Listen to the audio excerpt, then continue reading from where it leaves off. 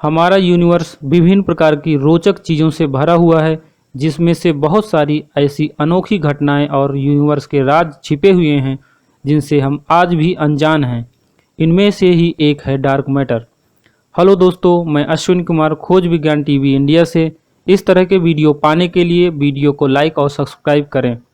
अर्थ, planets, सन, stars और galaxies ये सभी प्रोटॉन, न्यूट्रॉन और इलेक्ट्रॉन्स से मिलकर बने हुए हैं, जो सभी विजुअल यूनिवर्स में आते हैं।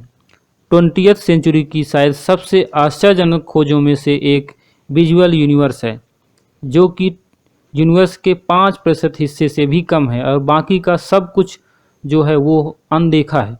शेष यूनिवर्स यानी कि ब्रह्मांड एक रहस्यमय अदृश्य पदार्थ से बना हुआ है, जिसे डार्क मैटर कहा जाता है, और जो गुरुत्वाकर्षण को पीछे ढकेल देता है, जिसे डार्क एनर्जी के रूप में जाना जाता है। डार्क मैटर एक ऐसा विषय है जिसके बारे में वैज्ञानिकों को भी बहुत ही कम जानकारी मिली। ऐसा माना जाता है कि हमारा यूनिवर्स बोरोनिक पदार्थ से मिलकर बना हुआ है, किंतु डार्क मैटर कैसे बना है इसका अनुमान लगाना बहुत ही मुश्किल है। इसके लिए गुरुत्वाकर्षण बल के कारण ही इनकी उपस्थिति का पता लगा सकते हैं। यह लाइट और इलेक्ट्रोमैग्नेटिक रेडिएशंस के अन्य रूपों के लिए पूरी तरह से इनविजिबल है।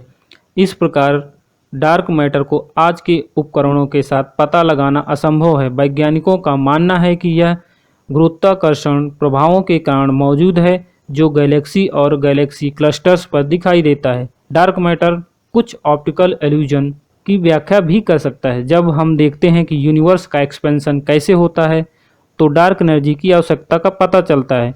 यूनिवर्स की टोटल एनर्जी का लगभग 68% वर्तमान में डार्क एनर्जी के रूप में विद्यमान है। साल 1950 एवं 60 के दशक में जब वैज्ञानिकों ने स्पाइरल गैलेक्सी के परिक्रमा पथ का माप लेना शुरू किया, तो उन्हें उम्मीद थी कि गैलेक्सी के सेंटर में स्टार्स मिलेंगे, किंतु उन्होंने पाया कि वहां जो दृश्य मैटर थे वो सतह पर केंद्रित थे एवं उनकी गति स्टार्स के मुकाबले कई गुना तेज थी। वे अलग अलग दिशाओं में बहते हुए प्रतीत हो रहे थे। इससे वैज्ञानिकों ने यह निष्कर्ष निकाला कि गैलेक्सी में उस जगह पर कोई ऐसा पदार्थ मौजूद है जो अदृश्य है, जिसे डार्क मैटर नाम दिया गया। वैज्ञानिकों ने अध्ययन में पाया कि ब्रह्मांड का फैलाव बहुत ही तेजी से बढ़ रहा है, जिसके बारे में यह बोला गया कि कोई ऐसी चीज़ है जो गुरुत्वाकर्षण शक्ति को प्रभावित कर रही है।